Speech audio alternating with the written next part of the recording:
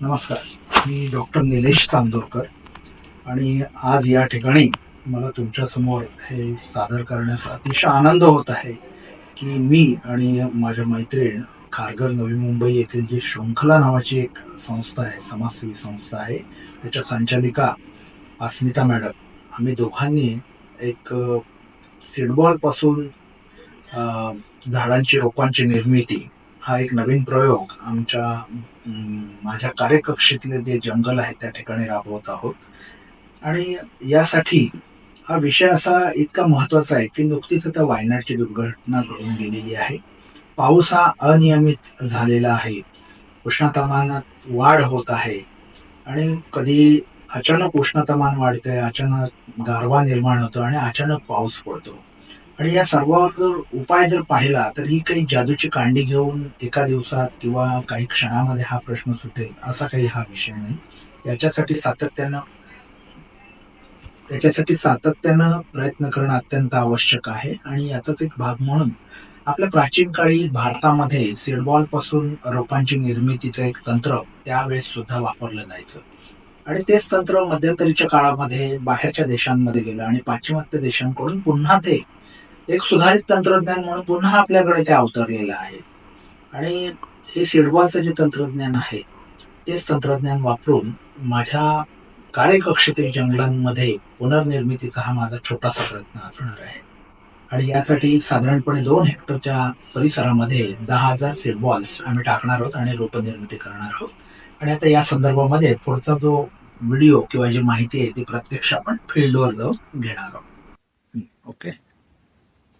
साधारणपणे जंगलामध्ये जी नैसर्गिक पुनरावृत्ती असते किंवा झाडं जगवणं याच्या वेगवेगळ्या पद्धती आहेत. आणि त्याच्यामध्ये रोपं लावणं, झाडांच्या फांद्या लावणं किंवा बी लावणं अशा पद्धतीने झाड हे उगवलं जातं.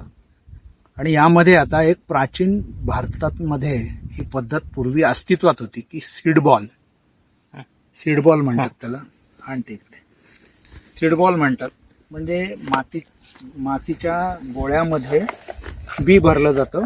हे अशा पद्धतीने हे गोळे बनवले जातात मातीचे आणि त्याचं प्लांटेशन केलं जातं किंवा या बिया निसर्गामध्ये अशा ह्या उडवल्या जातात त्या मोकळ्या जागेमध्ये वगैरे.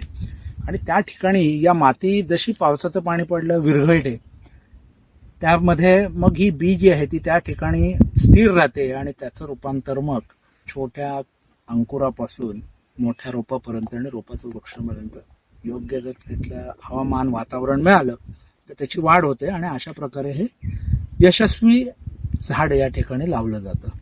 यासाठी हा जो उपक्रम आहे तो शृंखला नावाची एक संस्था आहे नवी मुंबईमध्ये, ती शृंखला संस्था आणि आमचं ते परिमंडळ वनाधिकारी कार्यालय आहे तीनविरा यांच्या संयुक्त विद्यमाने आपण हा प्रयोग घेतलेला आहे.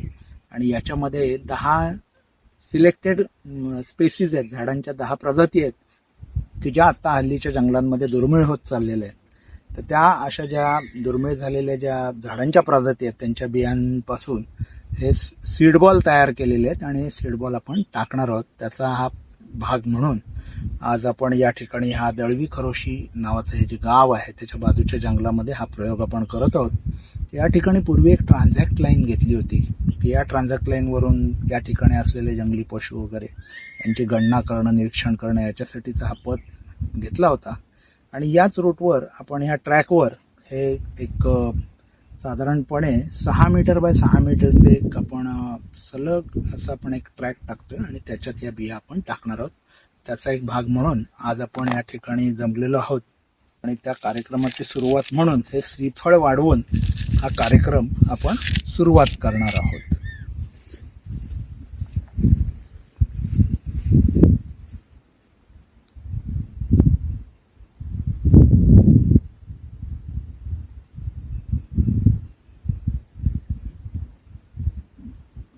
आदेश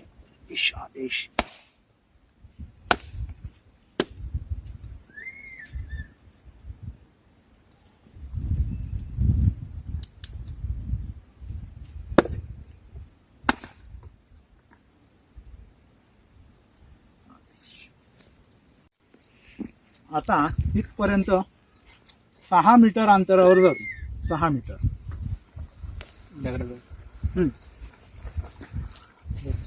बस त्यानंतर हां चालेल ये इकडे तू आता तिथे जा. 6 मीटर तिथं आपण दगड आहे बघ.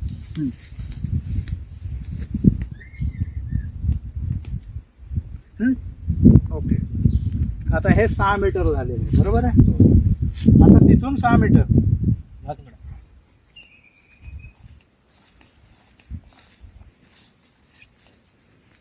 बरोबर आहे. आलं मॅडम कट करा त्याला रे. त्या सीडबॉल्स जे आहेत हे माझ्या हातात आहेत आणि हे तोरण नावाची ही प्रजात आहे आणि दुर्मिळ अशी ही झाडं झालेली आहेत आणि त्याचा आपला एक प्रयत्न की हे जंगल वाढावं म्हणून आपण हे सीडबॉल टाकणार आहोत. प्रत्येकाने हे आता आम्ही 6 बाय 6 मीटरचा हा जो चौरस असलेला आहे त्याच्यामध्ये आता आम्ही हे टाकण्याचं काम सुरू करू.